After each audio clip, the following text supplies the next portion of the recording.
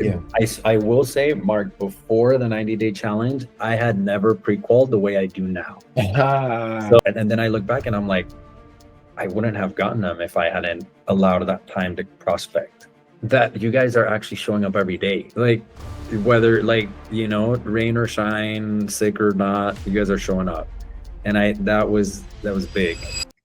I just wanted to take a moment just to say thank you for taking some time today, obviously, but moreover, you realize how much you drove that 90-day challenge.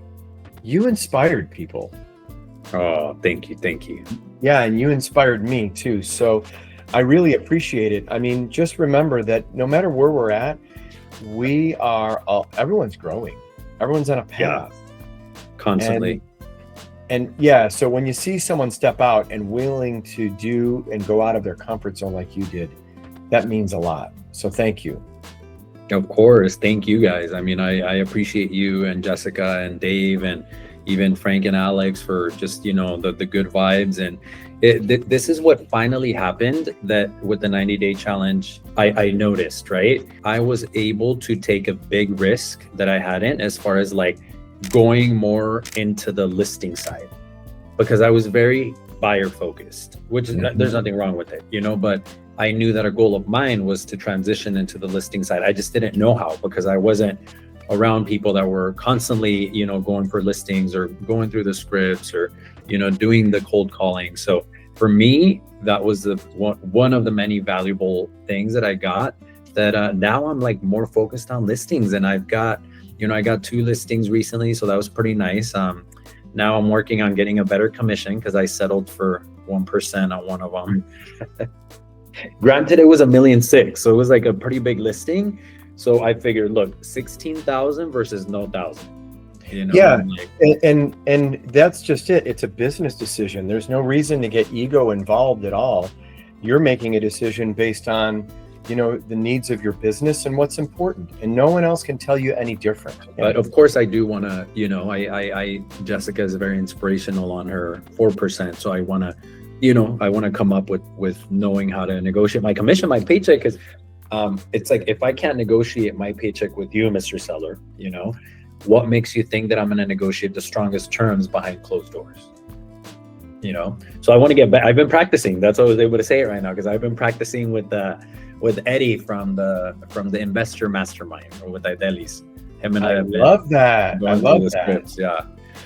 And practice is what gets us there. So you've already answered about 3 of my questions.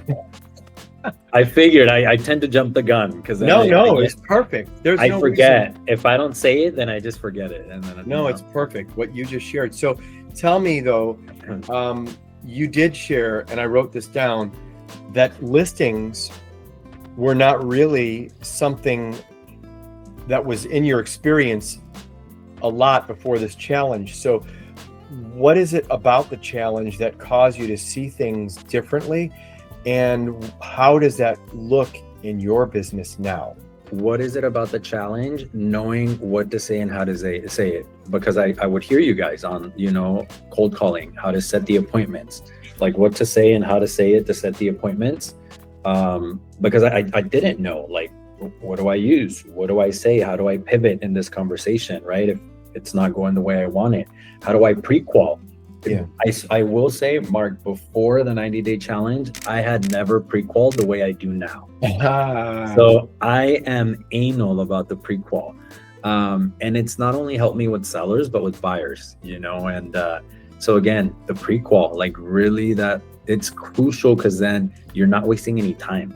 If you're going to get it, if you're not, if they're motivated, if they're not, if you need to, like, nurture or just call it a dead lead, so the pre-qual, like that, I was able to do, step out of my comfort zone. I don't know why I wouldn't do it. I think I just thought it was scary to ask those like questions, but again, hearing you guys do it, I'm like, you know what, I'm just gonna go for it.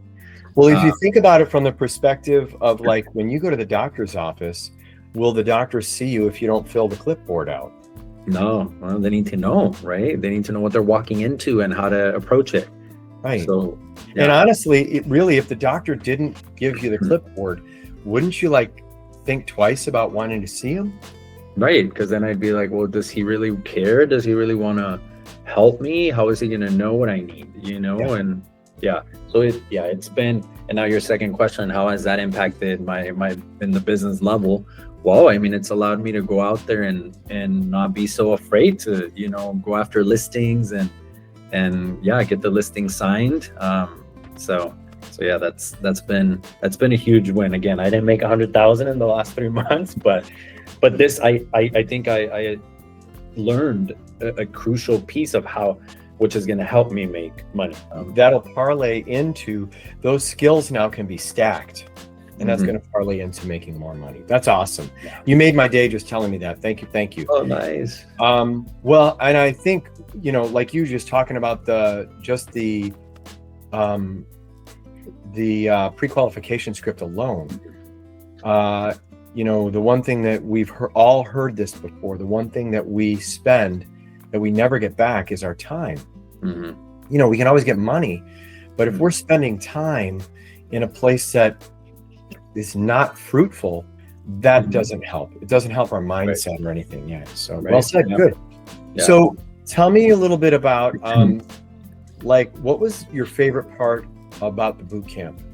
Was it Tuesday coaching? Was it the Thursday accountability, the prospecting room, community support, the structure? The group chat was great, and sharing resources. So that was great. The group chat, the WhatsApp community, and also, the prospecting room. Like, especially when we started and the days I would show up, like it would fuel me to, do the calls and go after business. So yeah, I think being surrounded by you guys, I told Jessica, don't abandon me now that it's over. She's like, oh, no, you've got a whole year of access. So I was like, okay, good. Yeah. I've just been doing other things. And I know the time zones are kind of different. Well, they're different. So, but I want to get back to joining the prospecting room. I have been busy though. It's not like I've been like sleeping in. I've been also now I'm at because of costs and, recently what I had mentioned to you, I cut off a lot of the overhead that I had. So the one solo office I'm leaving. So I left and I came back to my big office, and like there's a lot of people. So it makes it a little harder to like log in and have my iPad and, cold call from here. So I need to figure that out, how to do that in the morning. Maybe I can do prospecting from home, from my home office, and then get to the office like around noon or something, Don't give up that time. That's critical time. And that's what drives the engine. That's like, you've got momentum right now. It's like visualize those big, huge tractor tires, right? It takes a lot of energy to push into it and get it going. And then once you get that momentum rolling in your favor, find that space where it's sacred. I used to prospect in a closet, literally no windows. It was a broom closet. But everybody knew first of all, they didn't know where to find me. And then when they knew where to find me, they knew that I was that serious. No one would dare knock on that door. Yeah. You're so disciplined. I admire that. I need that. I need to get better at that. But I'm well aware that I need to work on that, because the 2 listings that I got recently, I got them when I was solo, when I was like cold calling on my own. And then I look back and I'm like, I wouldn't have gotten them if I hadn't allowed that time to prospect. Yeah. So it's huge. Yeah, it's huge. And that also fills our pipeline, because remember, 70% of our business is going to come from lead follow-up. So remember that example that I gave, if I sold, 20 properties last year, which would earn me $200,000 in Orlando, Florida. Okay. Not where you're at. Right. And then let's say I stopped doing lead follow-up. If 70% of my business comes from that means my income would go from 200 to 60,000 to 60. Yeah. Just because I decided that it wasn't important for me to do lead follow-up. How is this different from other training that you've done? I really felt that you guys, care. And I know I don't know, maybe it sounds cheesy, but I really loved, especially Jessica. She's very like motherly. She would check up on us, and I know you and Dave as well. So I mean, that was good, and I could tell obviously you guys are doing the business that I aspire to do. So it, that was inspiring as well. And I know I'm in the right room, basically.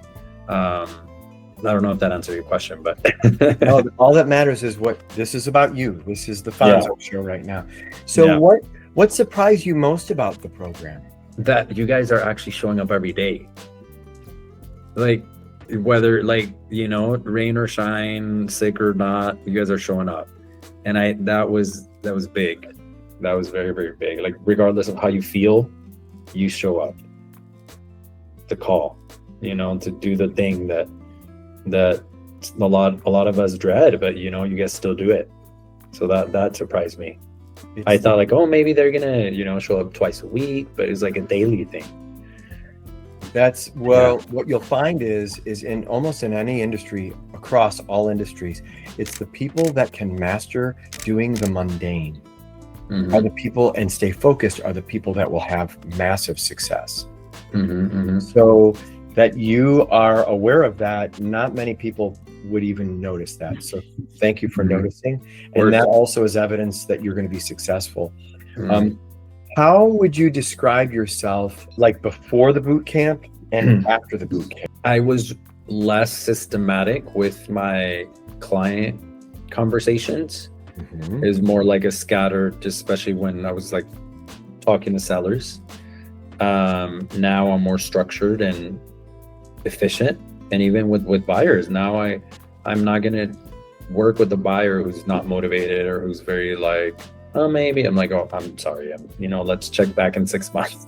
Right. Yeah. Now what you've just described is you have standards now.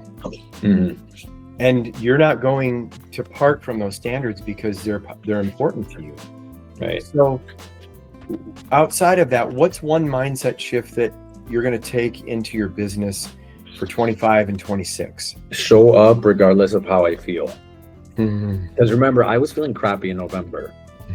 Right. So that's something that I've been like getting out of. And show up regardless of how you feel, because if I wouldn't have showed up in December, based on what happened in November and how crappy of a month it was, I wouldn't have like 2 listings. I have two acceptances for buyer sides right now. I have one that I just submitted earlier for a 3rd. So it's like, if I would have given up December, I would not have these 5 relationships. That's powerful. And even what I've observed, and I had the privilege of spending time getting to know you also, and where I observed where even if you just show up and you ask for help, we get our pride out of the way. Yeah, and you did that. My hat's off to you for that. Thank you. Thank you for that one session we had. Yeah, always. My pleasure. You did the work.